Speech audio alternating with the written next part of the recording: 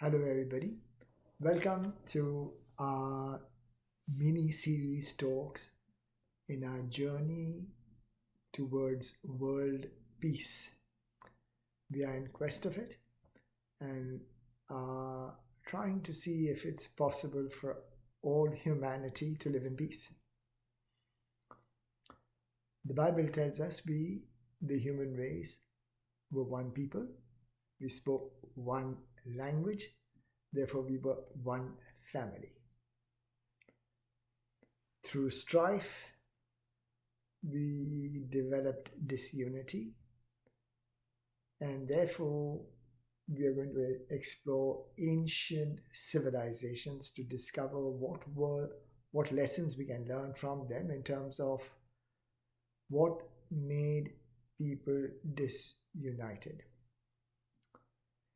In our search for answers, we will discover amazing truths in terms of the trajectory humanity has taken since the beginning of time. My name is Munawar Qasim, and we have been inspired by a book called Destruction or Peace, a research book, which we will try to interpret in terms of how to achieve world peace. We cannot live in a state of perpetual conflicts, and the money saved will help the poor. In this lecture, we will explore the time of Prophet Noah, his message to the people, the rejection by the people of his message, God destroying the people through flood waters,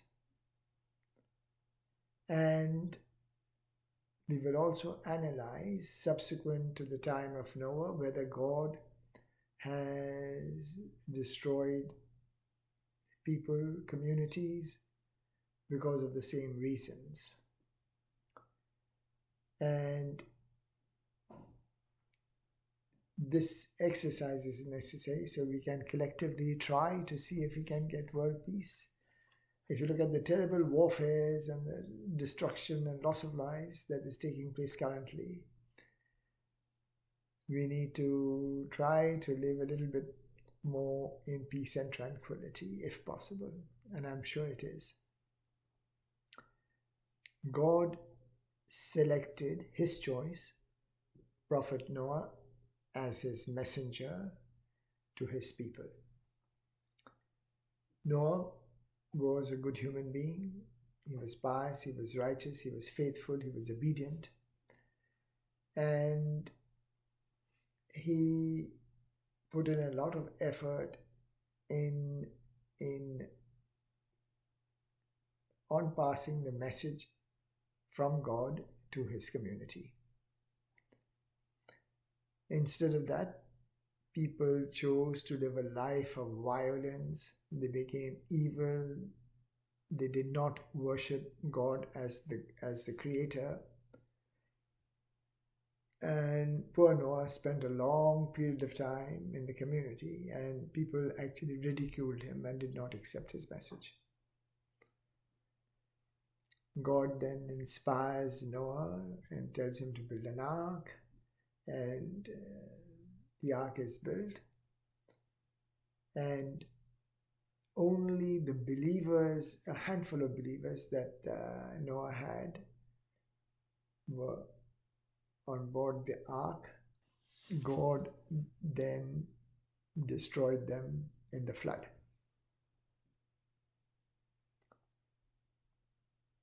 The only people who survived that were the believers who were on board the ark. And after the flood waters receded, the believers disembarked, all having learned a severe lesson in terms of teaching the future generations in terms of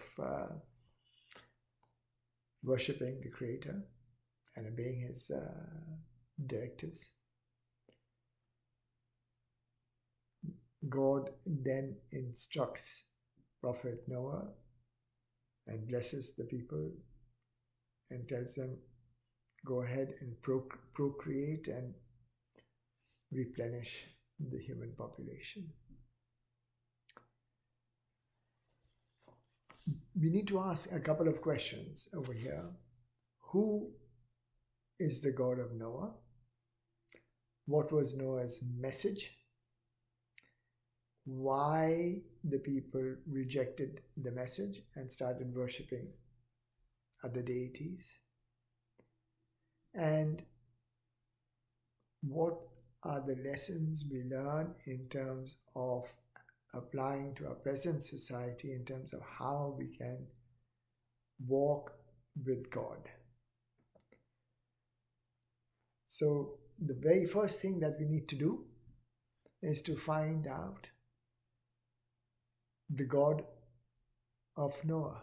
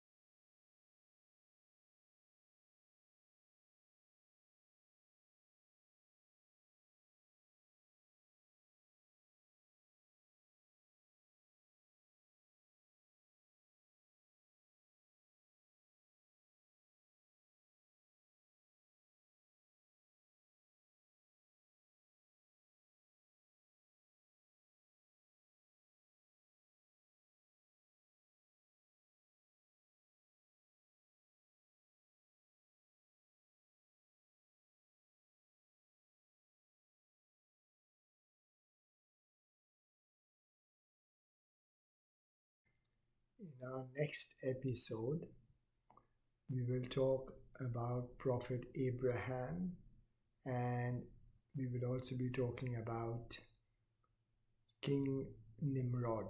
King Nimrod was the great grandson of Prophet Noah, and Prophet Abraham was sent to Nimrod with the message. So we'll talk about that. But that is the time period when there were a multitude of historical figures that have shaped our lives as humanity subsequently from that point of time. And you will be amazed in terms of pathways that we have traveled on. We need to shift gears in as much as the Bible says in the book of Malachi that next time he is going to destroy the planet Earth or human beings with fire. I don't know the meaning of fire, whether it is nuclear weapons or what, I don't know. Therefore, we're living in 2020, we are going through COVID-19. I think that we need to do a correction of our course in our journeys. And we need to abandon warfares and unnecessary waste of lives and destruction. It's all for naught. It's not worth it. God says, love your neighbor. If we do destroy each other, we would have failed God as his viceroys on the planet Earth. he would have failed miserably as his viceroys. If each of us can observe the Ten Commandments, it's not difficult. Uh, and live peacefully with each other. God says in the Bible, do not take revenge or bear a grudge against anyone, and love your neighbor. So looking forward to see you next time. Thank you for your time. And if in the event I have hurt anybody or anybody's feelings, I'd like to apologize sincerely. There was no such intent whatsoever. My goodwill and my best wishes to each and everyone. Thank you. Cheers.